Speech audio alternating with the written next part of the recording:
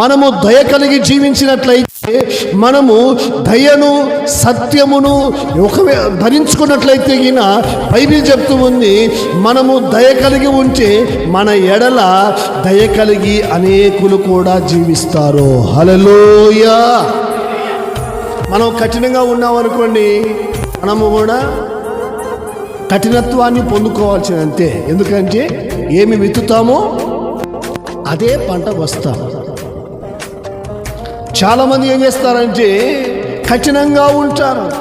వాళ్ళ మాట కఠినమే, వాళ్ళ పనులు కఠినమే. బైబిల్ చెప్తూ ఉంది, రాతి హృదయాన్ని తీసివేసి ఆయన మాంసపు హృదయాన్ని ఇచ్చే దేవుడు. గట్టిగా చప్పట్లు కొట్టండి.